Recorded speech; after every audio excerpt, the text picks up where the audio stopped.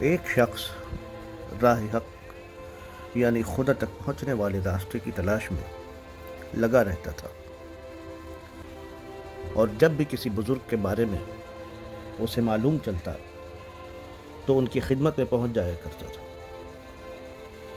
وہ جہاں کہیں بھی جاتا تھا اور کسی بھی بزرگ سے ملاقات کرتا تھا تو اس کو ان بزرگ میں کوئی نہ کوئی کمی دکھائی دے جایا کرتی تھی، جس کی وجہ سے وہ نا امید ہو کر لوٹ جایا کرتا تھا۔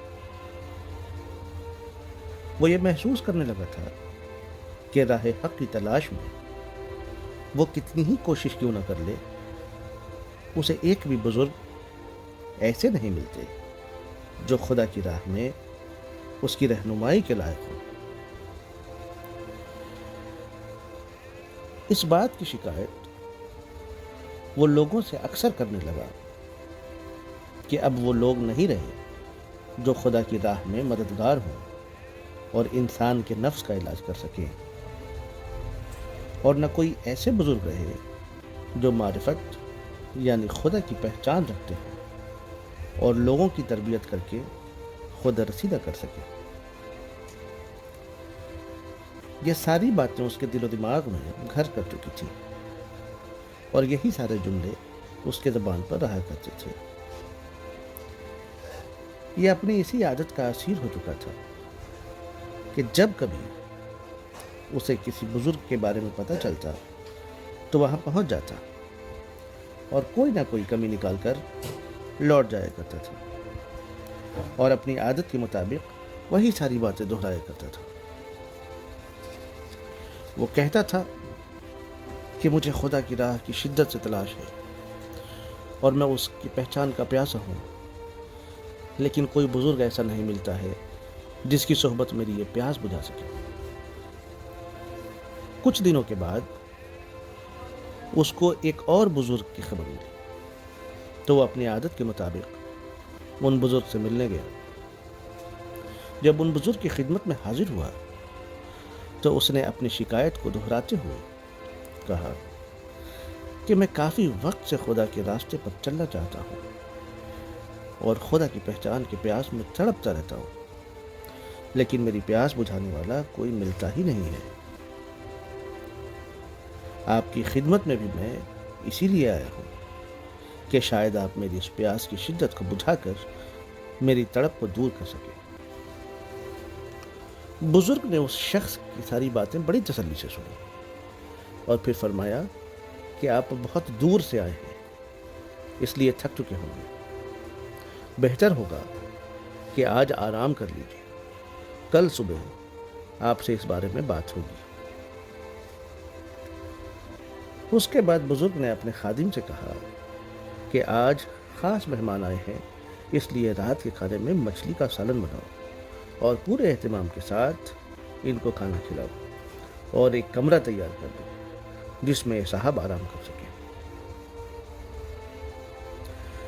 جب وہ شخص اپنے کمرے میں چلا گیا تو بزرگ نے خادم سے کہا، مچھلی کا سالن ذرا تیکھا کر دینا اور ان صاحب کے کمرے میں پانی نہیں دینا، اور چراغ میں تیل بھی کم رکھنا تاکہ تھوڑی دیر کے بعد چراغ بجھ جائے، اور یاد سے ان کے کمرے کی کنڈی بھی باہر سے لگا دینا تاکہ باہر نہ آنے پائیں، اور صبح فجر کی نماز تک اسی حال میں چھوڑ دینا۔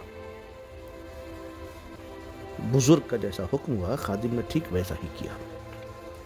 جب وہ شخص کھانا کھا چکا تھا تو اس کو تیز پیاس لگی۔ مچھلی کا سالن اس پر سے تیکھا اپنا کمال دکھانے لگا۔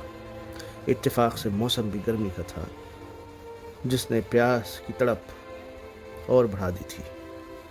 اس نے خوب آواز لگائی لیکن سننے والا کوئی نہیں تھا۔ وہ پانی پانی چلاتا رہا، اتنے میں چراغ بھی گل ہو گیا۔ اب کیا تھا، گرمی کا موسم، مچھلی کا تیکھا سالن اس پر سے اندھیرے کمرے میں اس کی تکلیف کو کئی گنا بڑھا دیا تھا۔ وہ بیچارہ جب تک چلا سکا چلاتا رہا، پھر تکلیف اور پیاس کے مارے تھک کر چپ ہو گیا اور رات بھر پیاس کے حالت میں تڑپتا رہا۔ صبح خادم نے جیسے ہی اس کا دروازہ کھولا تو وہ بھاگتا ہوا کنویں کے پاس پہنچا۔ پانی پینے کے بعد جب اس کی جان میں کچھ جان آیا تو غصہ کے مارے ان بزرگ کے پاس گیا اور خادم کی جم کر شکایت کی اور بیتی رات کا سارا ماجرا بیان کیا۔ بزرگ نے اس کی باتیں سن کر مسکراتے ہوئے کہا، پیاس اور تڑپ کا صحیح مطلب اب آپ سمجھ گئے ہوں گے، جس کا مزہ رات آپ نے اچھے سے چکھا ہے۔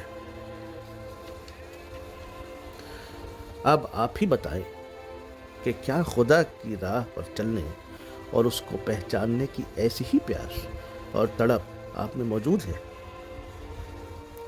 بزرگ کی باتیں سن کر وہ شخص ساری باتیں سمجھ گیا اور بہت شرمندہ ہوا، اور یہ بات اس کو اچھے سے سمجھ میں آ گئی کہ اگر کوئی خدا کی راہ کا سچ مچ میں پیاسا ہو تو وہ شخص کہاں پیدا ہوا، کس قوم اور مذہب میں پیدا ہوا، اس بات سے فرق نہیں پڑتا ہے۔ اگر اس کی راہ اور اس کو پانے کے لیے کوئی چیز ضروری ہے تو سچے دل اور نیک نیت کے ساتھ انسان اسی سے مدد مانگتا رہے اور اس کو پانے کی سچی تڑپ خود کے اندر پیدا کرے تو ایک دن خدا اس کو اپنا راستہ ضرور دے گا۔ اس کے بعد اس شخص نے اپنی حرکتوں سے سچی توبہ کی اور ان بزرگ کی خدمت میں رہ کر اللہ کے دین پر چلنے لگا۔